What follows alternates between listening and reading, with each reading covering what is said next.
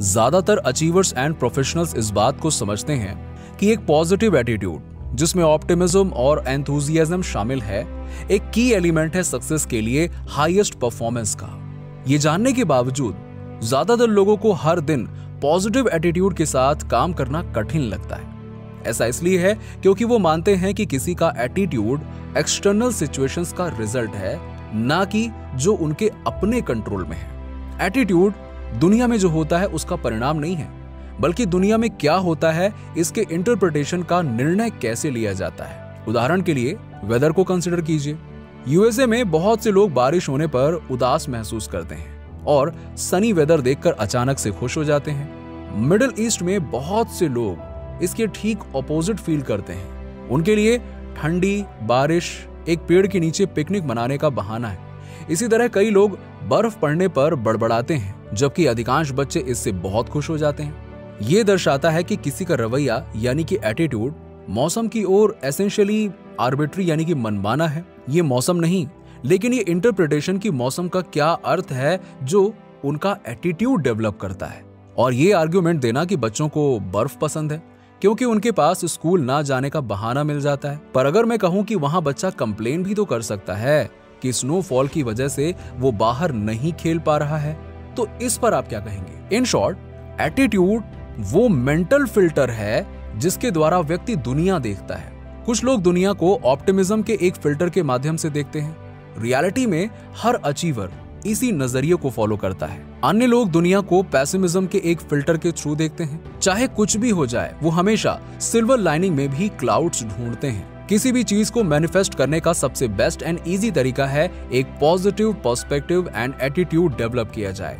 मैं आज आपको इस वीडियो में 4 मेथड्स बताऊंगा जिससे आपके लिए पॉजिटिव माइंडसेट क्रिएट करना बहुत इजी होगा एंड डेफिनेटली ये आपकी विजुअलाइजेशन को रियल बनाने में कारगर तो है ही।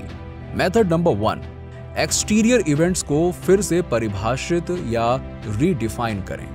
ऐसे लोग जिन्हें पॉजिटिव एटीट्यूड बनाए रखने में परेशानी होती है, वो हमेशा एक्सटर्नल इवेंट्स को बैड फीलिंग्स को ट्रिगर करने का कारण मानते हैं। उदाहरण के लिए, आप एक जॉब इंटरव्यू के लिए जा रहे हैं और आप किसी पर्टिकुलर रीजन से वहां देर से पहुंचते हैं, जिसकी वजह से आप फील करने लगते हैं कि वो कारण आपके लिए अशुभ है।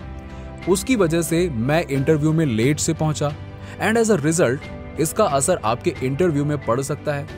सो एक अलग रिजल्ट पाने के लिए आपको एक्सटर्नल इवेंट्स की अपनी इंटरप्रिटेशन को रिवाइज करना होगा। जब आप उन इवेंट्स को अलग नजरिए से देखेंगे तो ऑटोमेटिकली आपका पुराना पेसिमिस्टिक एटीट्यूड पीछे छूट जाएगा।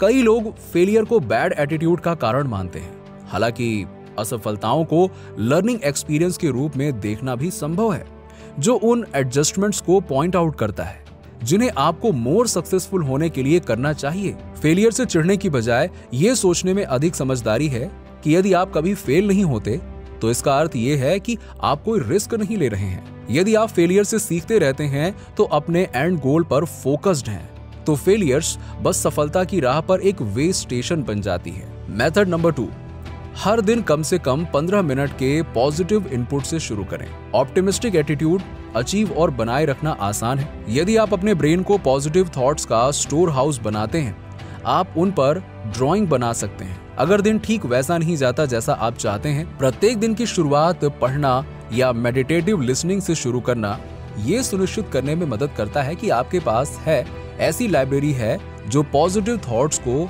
आपके पास खुद ब खुद अट्रैक्ट करेगी। जागने के तुरंत बाद मोटिवेशनल बुक पढ़ने की कोशिश करिए। अपने ट्रैवलिंग टाइम में बेकार की न्यूज सुनने के बजाय इंस्पिरेशनल टेप सुनिए। दिन में कम से कम 15 मिनट का लक्ष्य निर्धारित करिए। यदि आप इससे अधिक समय देते हैं तो आपको डेफिनेटली ज्यादा बेनिफिट मिलेगा। इसके अलावा ये भी याद रखिए कि म्यूजिक एक बेस्ट वे है अपने मूड एंड एटीट्यूड को मैनेज करने का। उन म्यूजिक सीडीज पर इन्वेस्ट करें जो आपको मोटिवेट एंड एनर्जाइज करती हैं। जानते हैं इनका सबसे बेस्ट यूज क्या है? आप इन्हें अपनी मीटिंग्स या फिर कोई ऐसे बड़े काम से पहले खुद को ज्यादा कॉन्फिडेंट और बूस्ट अप करने के लिए यूज कर सकते हैं, और यही एटीट्यूड आपके विजुअलाइजेशन को रियलिटी में बदलेगा।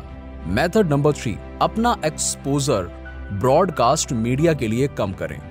हमारी मास मीडिया कल्चर हमें इमोशनल मैसेज देकर हमें किसी विशेष प्रोडक्ट को खरीदने के लिए प्रेरित करते हैं। इस तरह का मेंटल मैनिपुलेशन काफी ऑब्वियस है, स्पेशली फॉर टीवी कमर्शियल्स के लिए, जैसे कि बियर बेचने के लिए सेक्स का यूज करना।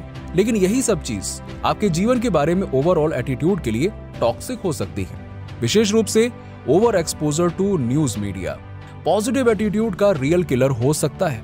30 वर्षों पहले न्यूज प्रोग्राम्स ने मुख्य रूप से लोगों को ऐसी जानकारी प्रदान की जिसका पर्पस उन्हें रियल इश्यूज को समझने में मदद करना था। आज अधिकांश टीवी प्रोग्राम्स में इंफोटेनमेंट शामिल है, जो कमर्शियल एड्स का समर्थन करने के लिए विशेष रूप से तैयार किए गए हैं। नेगेटिव इमेजरी एंड कमेंट्री का ये कांस्टेंट फ्लो ना केवल पॉजिटिव माइंडसेट को नष्ट करता है, बल्कि जीवन और दुनिया के बारे में नेगेटिव परसेप्शन पैदा करता है। आपको ये समझने की जरूरत है कि यूनिवर्स और आपके बीच में ये सबसे बड़ा ऑब्स्टेकल है। इसीलिए यदि आप एक ऑप्टिमिस्टिक माइंडसेट बनाए रखना चाहते हैं तो आपको इसके प्रति अपना एक्सपोजर कम करना होगा या इन्हें बिल्कुल ही देखना बंद करना होगा। नंबर 4, ऐसे लोगों से बचें जिनके पास नेगेटिव माइंडसेट है। लाइफ के प्रति नेगेटिव अप्रोच रखने वाले लोगों के साथ समय बिताना आपके लिए पॉजिटिव माइंडसेट बनाए रखना कठिन बना देता है। आपके शायद एक या एक से अधिक दोस्त, रिश्तेदार या परिचित हों जो आपको थका हुआ फील कराते हों। उनके होठों पर तारीफ से ज्यादा क्रिटिसिज्म रहती हो। ऐसे लोग आपके माइंडसेट और आपकी सफलता के लिए जहरीले होते हैं, क्योंकि ना सिर्फ वो एक्टिवली आपके एंथुजियाज्म एंड ऑप्टिमिज्म को ब्रेक करते हैं, बल्कि हर बार आपको उनकी तरह यानी कि नेगेटिवली सोचने पर मजबूर करते हैं। यदि आप एक पॉजिटिव अप्रोच बनाए रखना चाहते हैं तो आपको ऐसे लोगों के लिए अपना एक्सपोजर कम करना चाहिए। किसी भी शिकायत और बड़बड़ाने वाली भीड़ के साथ लंच पर ना जाएं। यदि आप इन लोगों से बच नहीं सकते हैं तो इनसे अपनी बातचीत को सीमित करें। हमेशा मेरी इस बात को याद रखिए कि आप एक नेगेटिव माइंडसेट के साथ अपनी विशेष को यूनिवर्स तक कभी नहीं पहुंचा सकते। नीचे कमेंट में बताइए कि वीडियो कैसा लगा। अगर आप हमारे चैनल पर नए हैं तो फटाफट ऐसे ही वीडियोस के लिए हमारे चैनल को सब्सक्राइब करके बेल नोटिफिकेशन को ऑन कर दीजिएगा, जिससे आपको ऐसे ही वीडियोस के अपडेट्स मिलते रहें सबसे पहले।